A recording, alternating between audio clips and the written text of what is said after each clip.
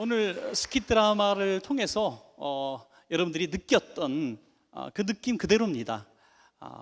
어떤 상황에서도 형편에서도 자족할 줄 알고 행복할 수 있었던 우리 은자 할머니, 그렇지만 또 한편 모든 것을 다 가졌음에도 불구하고 늘 불평투성이 있었던 우리 혜영 씨, 우리 이 두 사람을 우리가 비교해 볼 수가 있습니다. 그래서 오늘 말씀의 제목을 한번 자족의 은혜다라는 제목으로 오늘 보신 스키 드라마와 연결돼서 함께 은혜를 한번 나눠보기를 원합니다. 여러분, 은자 할머니는 한 집에서 지금 10년째 일을 하고 있습니다. 가사 도우미로 일을 하고 있었습니다. 그 아이들, 우리 두 아이가 아주 어릴 때부터 길렀겠죠. 그래서 지금 한 고등학생 되었다 할지라도 정말 업어서 기르는 그런 나이 때부터 길렀을 겁니다. 엄마보다 더 가까운 이런 모습을 보게 되죠. 우리가 앞에 부분을 보고 끝 부분을 보기 전까지만 해도 집주인이 누군 줄 알았어요? 은자 할머니인 줄 알았죠. 은자 할머니가 이 집의 주인인 줄 알았습니다. 그리고 딸이고 뭐 또 손주들이고 그렇게 생각을 했을 겁니다. 그런데 반전이 일어나죠. 가사 도우미면 가사 도우미답게 일하세요 하고 화를 내는 모습을 보게 되죠. 우리가 이 두 사람을 비교해 볼 때 누가 더 행복해 보였습니까? 바로 은자 할머니가 훨씬 더 행복해 보였다는 것이죠. 이 행복할 수 있었던 비결이 뭐냐? 오늘 성경에서 말씀하고 있는 그 비결을 가지고 있었기 때문이죠. 찬송 부르는 신앙인이었잖아요. 그는 자족의 이 은혜를 누리면서 살아가는 사람이었기 때문에 이런 상황 가운데서도 집주인보다 행복할 수가 있었다는 거죠. 자족이 뭡니까? 문자적인 의미로 보면 스스로 족한 줄 아는 것이 자족이죠.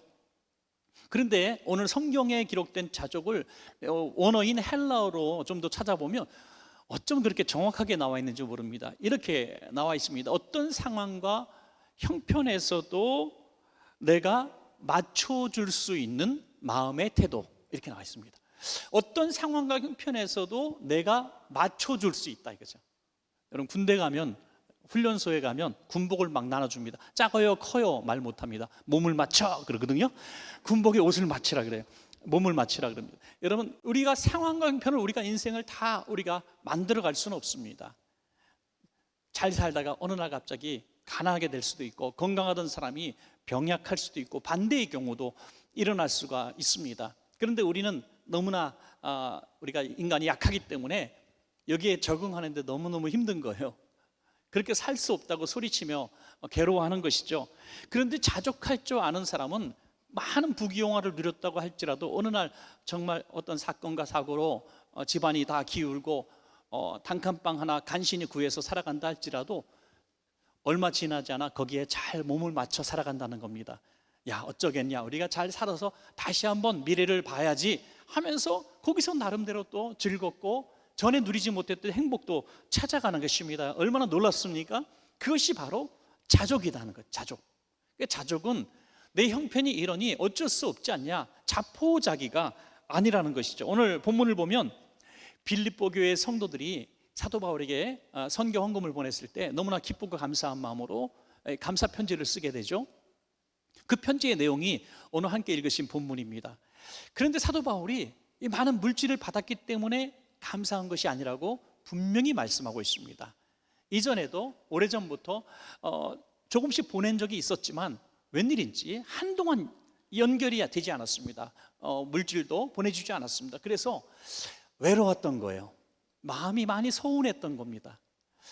우리가 다음 주에 농어촌 목사님들, 사모님들 또 모셔서 잘 대접하고 또 위로해드리는 이런 일들을 하게 되는데요, 한 10여 년 전에 이 일을 처음 우리가 하게 되었을 때는 서로 이게 잘 우리의 마음과 또 그들이 생각하는 우리의 이유를 잘 이해하지 못했던 것 같아요. 처음에 첫 해 가고 두 번째 가고 세 번째 해 갔을 때만 해도 이 시골 농어촌 교회 목사님 사모님이 굉장히 불편해하는 눈치였습니다. 어떤 분은 또 그렇게 얘기했어요.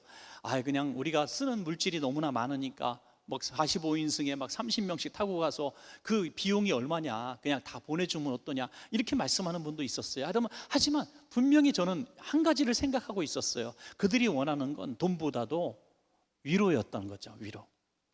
가서 우리는 이렇게 얘기합니다. 얼마나 고생 많으셨어요, 얼마나 힘드셨어요 하면서 묻지도 따지지도 않고 한 번씩 안아드리는 거죠. 그리고 선물 드리고 그냥 왔을 뿐이네. 우리들의 이런 진심을 그분들이 한 4년째 5년째 되면서 알아가게 됐던 거죠. 그리고 이렇게 얘기를 합니다. 아무도 우리를 기억하지 않는 줄 알았어요. 저 시골 농어촌에서 20년 30년 목회를 해도 아무도 우리를 찾아오는 사람도 없고 우리에게 관심을 가진 사람이 없는 것을 알았어요. 친척도 가족도 우리들보다 많이 오지 못했다고 이렇게 고백하는 그 모습을 보게 되는 거죠. 사도 바울은 그런 마음이에요. 감옥에 갇힌 초라하게 늙어가는 자신을 기억해준 교회 성도들이 너무나 고맙고 감사했던 거죠. 물질 때문이 아니라는 것을 분명히 얘기하면서 오늘 하신 말씀이 바로 이 자족의 비밀입니다. 빌립보서 4장 11절에서 12절 말씀이죠. 우리 한번 같이 읽어보겠습니다. 시작. 내가 궁핍함으로 말하는 것이 아니니라. 어떠한 형편이든지 나는 자족하기를 배웠노니 나는 비천에 처할 줄도 알고 풍부에 처할 줄도 알아. 모든 일 곧 배부름과 배고픔과 풍부와 궁핍에도 처할 줄 아는 일체의 비결을 배웠노라. 아멘. 부요해서 많은 것을 누릴 때도 그 사용하는 법을 안다. 여러분, 이 굉장히 중요한 겁니다. 복권에 당첨된 사람들이 대부분 불행한 결말을 맞았다는 것은 우리가 많이 들은 얘기입니다. 준비되지 못하고 사용할 줄 모르는 사람, 이런 큰 돈을 사용할 줄 아는 방법을 배워본 적이 없는 사람에게 갑자기 큰 물질을 줬을 때 인생이 망가지는 것을 보게 되죠. 사도 바울은 내게 많은 것이 있을 때도 내가 어떻게 사용하는지 안다 이거예요. 그리고 어느 날 갑자기 모든 것을 잃어버리고 아주 비천하게 되었을 때, 가난하게 되었을 때에도 나는 거기에 적응해서 사는 법을 나는 배웠다. 그러니까 자족은 배우는 것이다 하는 거죠. 오늘 저와 여러분의 삶의 형편이 올라가 있을 수도 있고 바닥에 처져 있을 때도 있을 겁니다.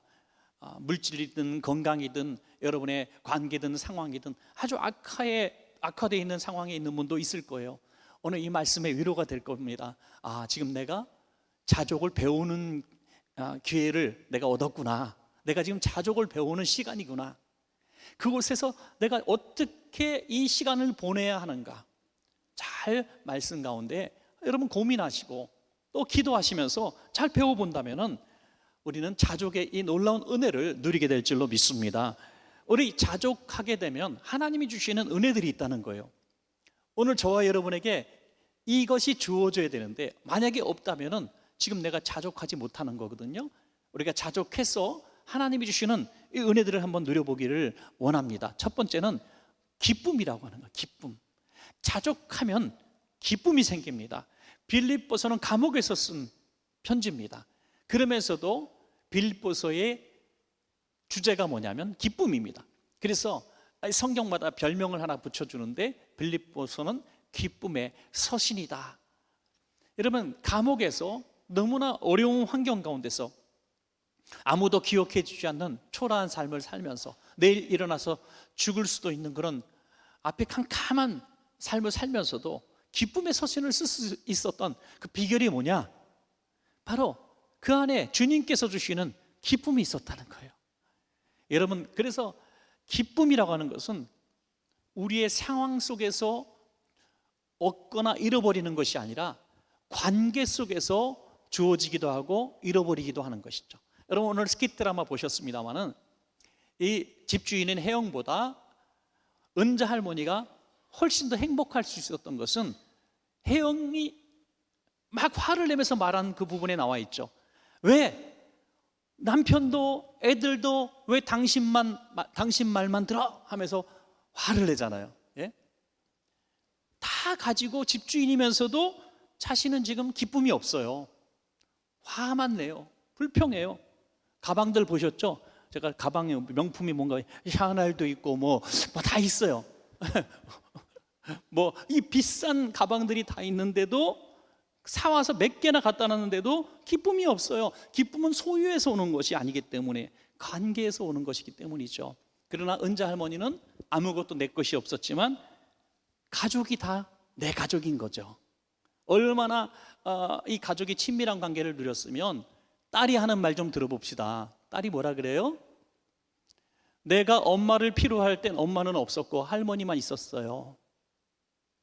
엄마하고는 나는 엄마가 떨어져도 살 수 있지만 할머니가 없으면 나는 살 수 없어요. 이 고백을 엄마가 들을 때 얼마나 마음이 아팠을까요? 우리가 신앙관계도 그렇다는 거예요. 세상의 모든 사람이 나를 떠나도 내가 외로울 때, 내가 정말 누군가를 필요로 할 때 하나님은 내 곁에 계셨습니다 하는 거죠.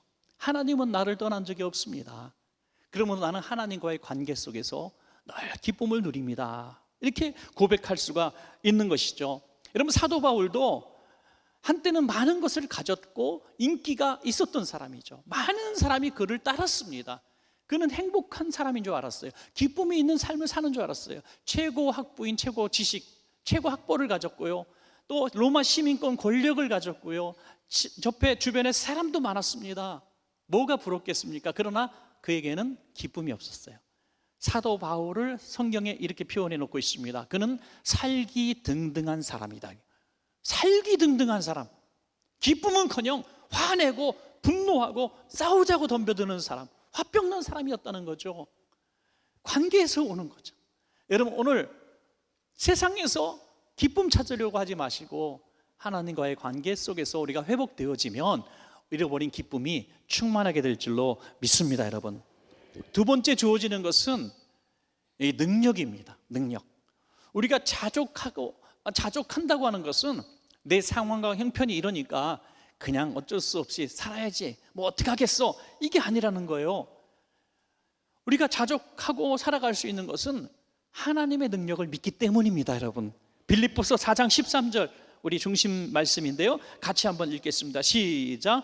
내게 능력 주시는 자 안에서 내가 모든 것을 할 수 있느니라. 아멘. 그렇습니다. 모든 것을 할 수 있는 분이 하나님이신데 그분이 내게 능력을 주신다니 자족할 수가 있는 거죠. 지금까지 언제 내 힘으로 살아왔습니까?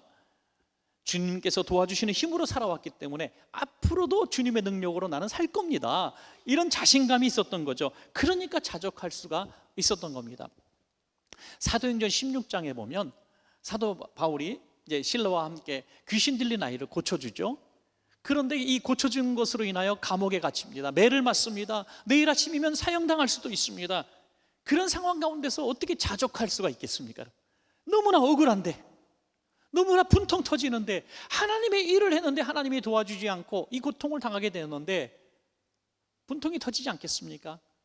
여러분, 우리가 신앙생활을 좀 잘하지 않을 때 어려운 일을 당하면 아이고, 내가 신앙생활하지 않아서 하나님한테 혼나는구나, 이렇게 이해나 하지, 어느 때보다 열심히 신앙생활하고 내가 열심히 하면 충성 좀 해볼까 해서 안 하던 봉사도 하고 막 이렇게 하는 상황 가운데서 이런 억울한 일을 만나면 더 화가 나지 않겠습니까? 그런데 사도 바울은 자족할 줄 아는 사람이었어요. 감옥에서 욱신욱신거리는 아픔 속에서 하나님을 찬양한 줄로 믿습니다. 그 찬양 소리가 옥문을 열었던 거예요. 자족의 능력이 나타났던 것이죠. 자족은 믿음이기 때문이죠. 또한 좀 다른 얘기지만 사도 바울에게 이 육체에 가시 같은 질병이 있었습니다. 이것을 해결해 달라고 3번씩이나 간절하게 기도합니다. 그런데 하나님이 주신 응답이 뭐예요? 내 은혜가 내게 족하도다. 족하도다. 그러니까 너는 자족해.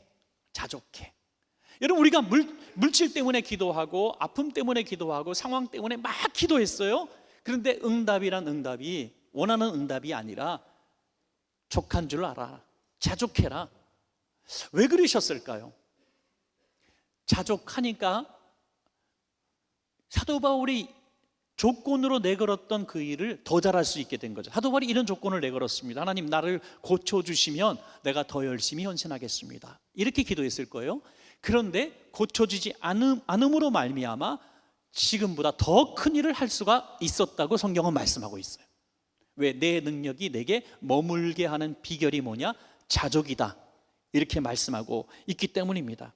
사랑하는 여러분, 우리의 상황이 불리하고 여전히 힘들고 어려워서 이것만 벗어버리면 더 내가 날아갈 것 같고 더 큰 주님의 영광을 돌릴 것 같은데, 하나님과 우리는 흥정해서는 안 된다는 거죠. 하나님, 이 돈 문제 해결해 주시면 제가 충성하겠습니다. 내가 더 많이 선교하고 구제하겠습니다. 내게 건강 주시면 내가 나가서 전도도 하겠고 봉사도 하겠습니다. 조건 걸지 말라는 거예요. 지금 상황 이 모습 이대로 족한 줄 알고 언제 내가 내 능력으로 일했습니까? 하나님, 80세 모세가 젊을 때 왕자로서 하지 못한 일을 하게 했던 것처럼 지금 이 상황 이 모습 이대로 주님의 능력으로 내가 일하기를 원합니다. 그럴 때 이 자족에 하나님의 능력이 나타날 줄로 믿습니다. 여러분, 마지막 세 번째는 체험입니다. 체험. 빌립보서 4장 19절입니다. 함께 한번 읽겠습니다. 시작. 나의 하나님이 그리스도 예수 안에서 영광 가운데 그 풍성한 대로 너희 모든 쓸 것을 채우시리라. 아멘. 또 혜영과 은자 할머니 비유를 좀 들겠습니다. 누가 더 쌓아놓은 것이 많습니까? 당연히 이 혜영 씨가 가진 게 많아요. 자식들도 있고요, 집도 있고요, 돈을 많이 벌어준 남편도 있고요, 또 이렇게 좋은 가사도우미 할머니도 두고요. 만족할 상황인데도 그냥 밖에서 친구들 좀 만나서 기분 나쁘다고 화병에 걸려서 투덜거리고 있는 이 모습을 보게 되죠. 절대로 이 쌓여진 재물 때문에 내가 갖고 싶은 거 다 가졌다고 해서 절대로 우리는 만족하며 살 수가 없습니다. 그러나 이 은자 할머니 보십시오. 가진 것이 있습니까? 만약에 식구들이 부요했다면 그렇게 남의 집에서 10년 동안 가사도우미 하도록 내버려 뒀겠습니까? 아닙니다. 외로웠을 거예요. 힘들었을 거예요. 그때 이 은자 할머니가 기뻐할 수 있었던 것은 내일 죽을 것 같았고 내일 병들어서 쓰러질 것 같았고 했는데 하나님이 하루하루 힘을 주셨기 때문에 10여 년 동안 지내올 수 있었던 것이 하나님의 은혜였다는 거예요. 은혜. 그러니까 지금 더 어려울 때도 하나님이 도와주셨는데 앞으로 하나님이 나를 버리시겠는가, 그러니 웃을 수 있었던 거죠. 집에 비록 은행의 통장에 잔고가 없어도, 내가 집 한 칸 마련하지 못했어도, 자식들이 없었어도 그냥 만족하면서 찬양하면서 살아갈 수 있었던 것은 채워주시는 하나님을 기대했기 때문입니다. 사도 바울은 오늘 감옥 안에서 내게 모든 것이 있고 나는 풍족하다라고 고백했는데 그거는 거짓말이라면 거짓말이죠. 여러분, 감옥 안에서 풍족할 게 어디 있습니까? 모든 것이 어떻게 있을 수 있습니까?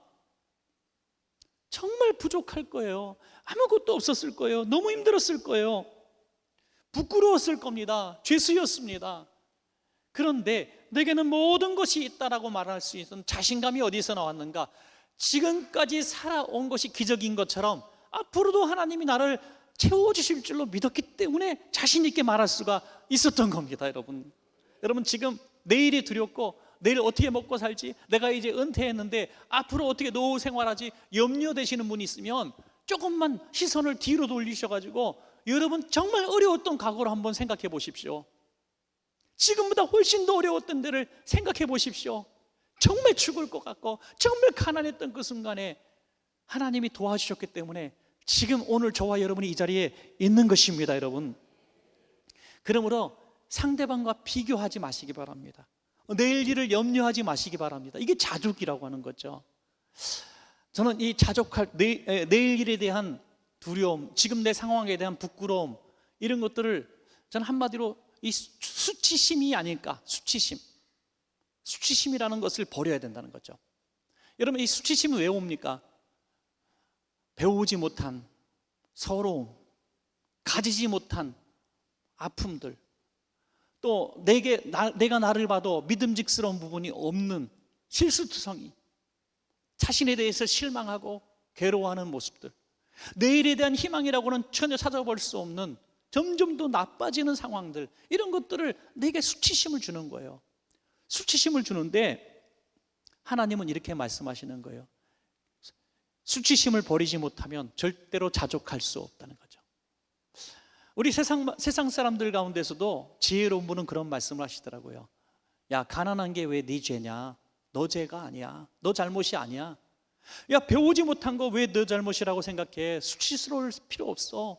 네가 가난한 집에서 태어나서 살았기 때문에 부모가 교육을 못 시켜줘서 내가 중학교, 고등학교도 못 나오고 가난할 수밖에 없는 거 아니야. 너 수치심 늘 거 없어. 너 잘못 아니야. 너 잘못 아니야.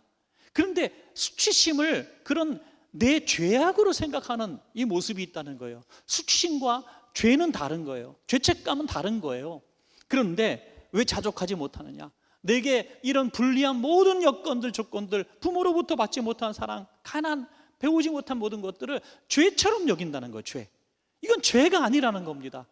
이것은 우리가 떨쳐버려야 될 우리와의 싸움인 거죠. 이 밀어내고 나를 정말 행복하게 만들고 나를 정말 주님 앞에 존귀한 자로 만들어가는 비결이 뭐냐면 이 모든 내 삶의 뒷거리를 부정하지 않는 거예요. 그리고 자족하는 겁니다, 여러분. 그 안에서 만족을 찾는 거예요. 그 안에서 기쁨을 찾는 거예요. 나를 이런 과정을 통해서, 이런 아픔을 통해서 하나님이 나를 쓰실 부분이 있겠구나 라고 생각한다면 은혜가 되는 줄로 믿습니다. 때로는 아팠던 경험도 은혜고, 배우지 못한 경험도 은혜고, 가난했던 경험도 은혜가 되는 거예요. 왜요? 자족 아니면 도무지 이룰 수 없는 꿈입니다, 여러분. 그래서 만나를 내리는 것, 왜 만나를 내리셨나? 채움의 은혜를 알라 이거예요. 채움의 은혜. 오늘 먹을 것밖에 없어도 내일 아침에 일어나면 또 하나님이 책임져 주세요. 믿음이 없는 자들아, 하늘의 새를 봐라, 들의 백합화를 봐라. 하물며 너희일까 보냐? 왜 채워주지 않겠냐는 거죠. 신명기 8장 3절에 보면 너를 낮추시고 너로 줄이게 하시며 또 너도 알지 못하며 네 열조도 알지 못하던 만나를 내게 먹이신 것은 사람이 떡으로만 사는 것이 아니요 여호와의 입에서 나오는 모든 말씀으로 사는 줄을 너로 알게 하려 하심이니라 그랬어요. 아멘. 하나님이 채워주시는 거예요. 채워주시는. 너무나 힘들고 어려운 상황 가운데 있는 분들에게 제가 기도할 때가 많이 있습니다. 또 유학을 가거나 군에 들어가거나 정말 힘든 가정 삶에서 이제 간신히 뭔가 해보려고 하는 그런 친구들에게도, 제가 청년들에게도 기도할 때가 있습니다. 그때 제가 이렇게 기도하면 좋겠어요, 여러분? 아니잖아요. 하나님, 내일 아침 당장 거부가 되게 해주십시오. 내일 갑자기 하나님 금을 발견하게 해주시고 복권이 당첨되게 해주시고 이렇게 기도하면 좋겠습니까? 이건 그리스도인의 합당한 기도의 모습은 아닙니다. 하나님, 지금은 비록 열악하고 가진 것 없고 아무 의지할 데 없는 청년이지만 하나님, 그곳에 갔을 때, 그 일을 할 때 하나님 동행해 주시고 내일 먹을 것 내일 챙겨주시고 채워주셔서 줄이지 않게 하시고 하나님 그 길을 인도해 달라고 기도하는 것이 옳지 않겠습니까, 여러분? 하나님이 함께 하시는 것이 은혜이기 때문이죠. 쌓아놓을 것 잔뜩 주시고 하나님이 떠나가 버리시면 그것이 무슨 복이 되겠느냐 하는 것이죠. 여러분, 말씀을 맺겠습니다.